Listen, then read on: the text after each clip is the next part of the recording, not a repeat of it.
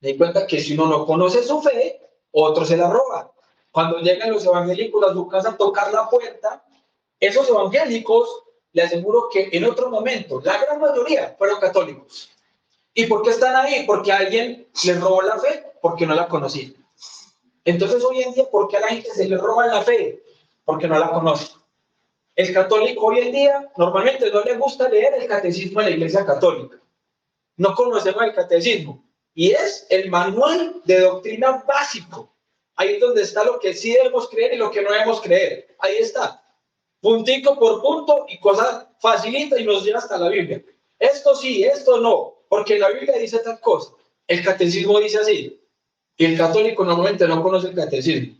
Es que yo siento que el Señor me reveló que tal cosa. Y contradice el catecismo. No, pero yo lo siento, pero es que es el magisterio. ¿El magisterio qué es? Lucas 10:16. Jesús le dijo a los apóstoles, el que a ustedes escucha, a mí escucha. Por eso lo que dice el magisterio es palabra de Dios. Pero cuando lo dice, obviamente, en su función de magisterio, no la opinión de un sacerdote ni la opinión de un obispo. Cuando el magisterio habla como magíster, como maestro, ¿ya? Como la iglesia que es madre y maestra, ¿ya? Entonces, 3 pilares para una fe firme. Oración, amor y formación. Y eso lo ha dicho un montón de gente. Siempre, ay, sí, la oración, ¿cierto? Ay, sí, el amor, la formación, claro, obvio. ¿Quién me dice cuáles son las virtudes teologales? Fe, esperanza y caridad. Así es. Y se parecen a esas 3 cosas que están ahí, ¿no? ¿Sí será?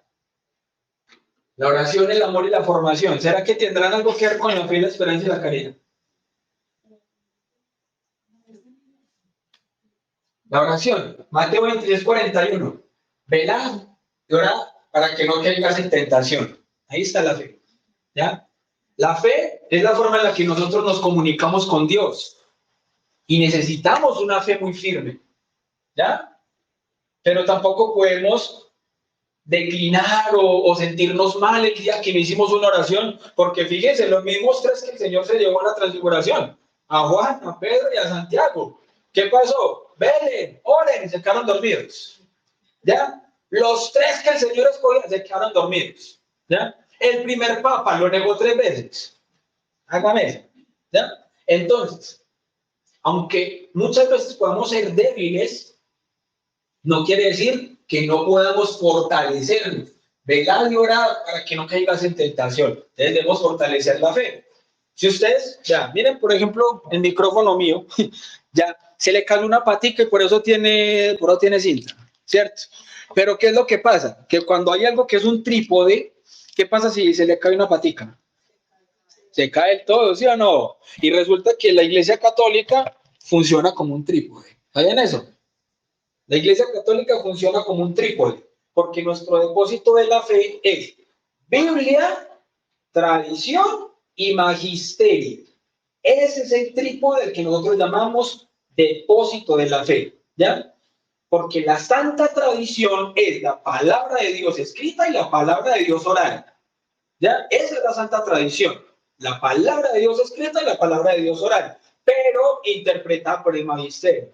Porque bien dice San Pedro en 2 de Pedro 1:20, que no podemos interpretar las escrituras de forma personal. Eso es protestantismo. El que interpreta la Biblia de forma personal termina interpretándola de forma diferente a la Biblia y a la semana dice, voy a montar mi propia iglesia porque los católicos estaban equivocados. Y entonces dejan a un lado la autoridad. La gran mayoría que sale de la iglesia es por no obedecerle a la autoridad de la iglesia. ¿Ya? Biblia, tradición y magisterio. Y por eso la misma iglesia, santa y maestra, nos ha regalado entonces este trípode de las virtudes teologales, fe, esperanza y caridad, que las vemos dentro de la oración, el amor, que es la caridad, porque San Pablo cuando dice, es que si me falta yo puedo saber de todo, pero si no tengo caridad no tengo nada. ¿Qué quiere decir él? Si no tengo amor por el prójimo, no tengo nada. Y eso es lo que nos invitó nuestro Señor Jesucristo, ¿ya? Amar. Este es el mandamiento nuevo que nos dio Jesús. Y el que ama, como dice San Agustín, ama y haz lo que quieras, ¿ya? Porque el que ama, corrige con amor. El que ama, enseña con amor.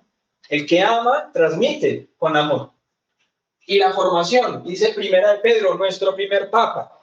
Es que la primera encíclica de la Iglesia Católica es la primera carta de Pedro. Esa es la primera encíclica de la Iglesia Católica, la primera carta del apóstol Pedro, el primer papa. Y dice Primera de Pedro, capítulo 3, versículo 15, que debemos estar siempre dispuestos para dar razón de nuestra esperanza. Formación, porque nuestra esperanza, ¿cuál es?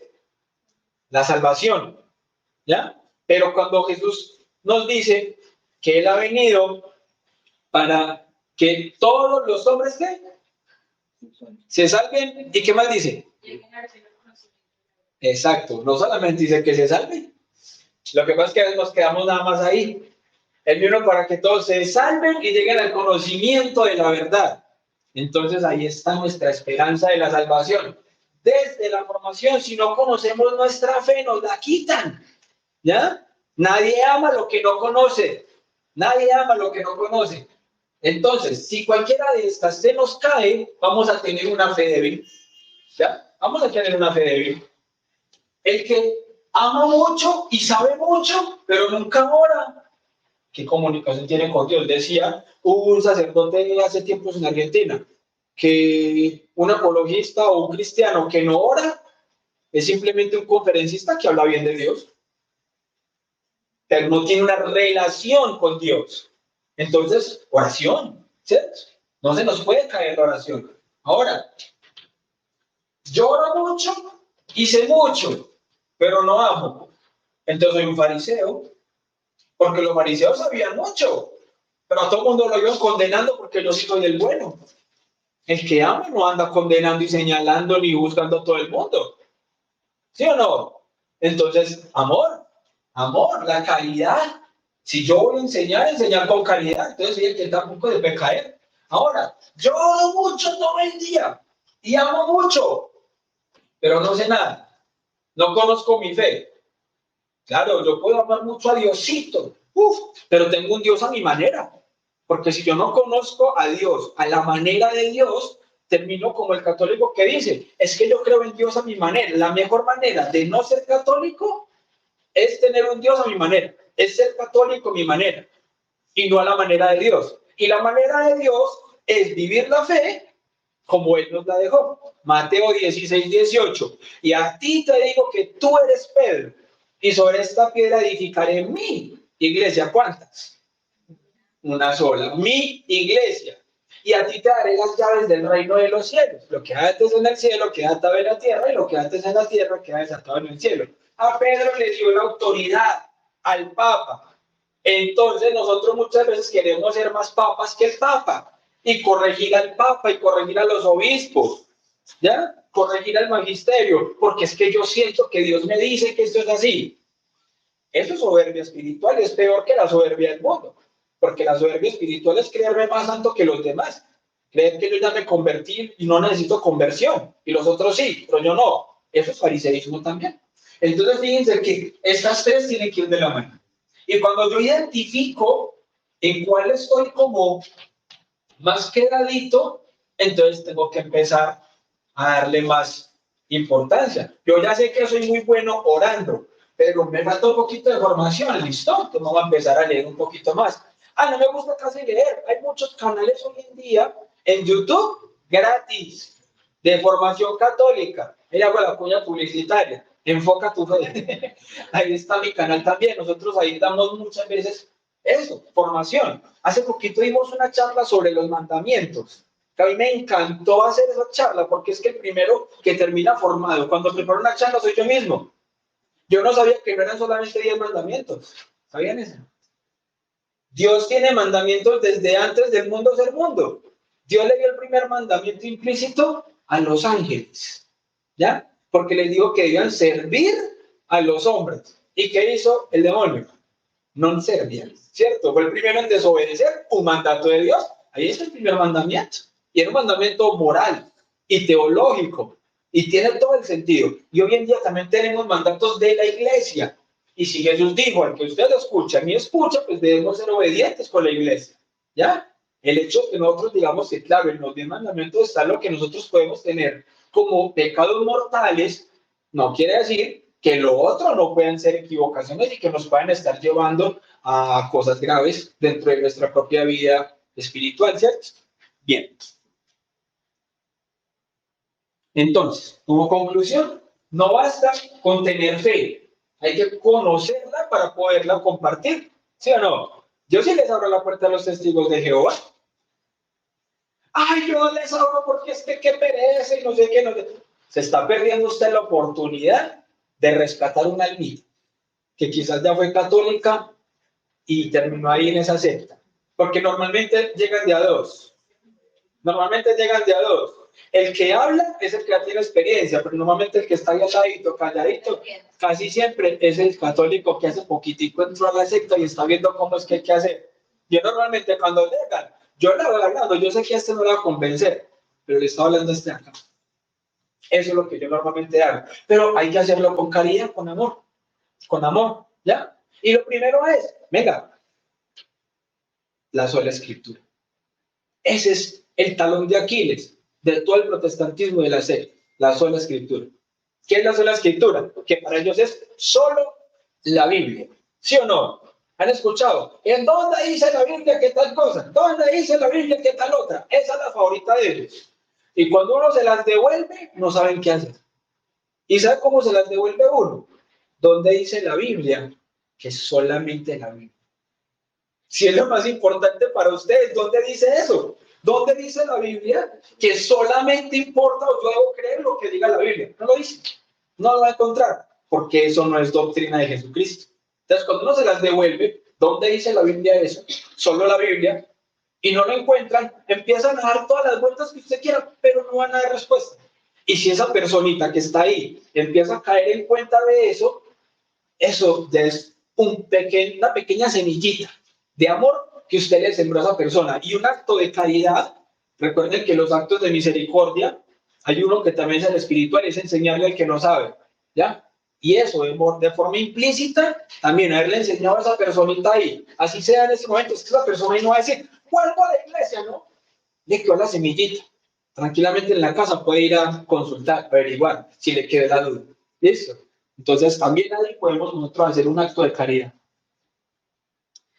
Y finalmente, mis hermanos, les quiero contar que hace poquitico publiqué mi primer libro, por gracia de Dios, y precisamente se llama, como les estaba contando en mi testimonio, Contra el tiempo, la batalla por la eternidad. Entonces, en este libro cuento mi testimonio al final del libro, pero durante todo el libro es básicamente explicar eso, qué es el tiempo, porque creemos estar a veces en el presente, pero no lo podemos atrapar porque no entendemos muchas veces cómo Dios, siendo Dios en la eternidad, pudo habitar en el tiempo, cuando vino a la encarnación, ¿sí o no? Cómo Dios está en la eternidad y al mismo tiempo está en el tiempo, ¿cierto? Paradojas que a veces no entendemos. ¿Y cuál es el tiempo de Dios? La liturgia. Todo un año de la iglesia es el tiempo de Dios. Adviento, Cuaresma, ¿sí o no? El tiempo ordinario, todos los tiempos litúrgicos nos van a nosotros dando reflexiones hermosas sobre lo que es vivir el tiempo de Dios. Y tanto es así que es el tiempo de Dios que hasta los ateos, los protestantes y todo el mundo lo disfrutan. Porque cada que hay un día festivo, normalmente es todo el día de un santo. ¿Sí o no? Casi que hay un día festivo, casi siempre son los días festivos los de la iglesia y también lo disfruta el ateo. ¿Sí o no? Ese día no va a trabajar, ese día no van a estudiar.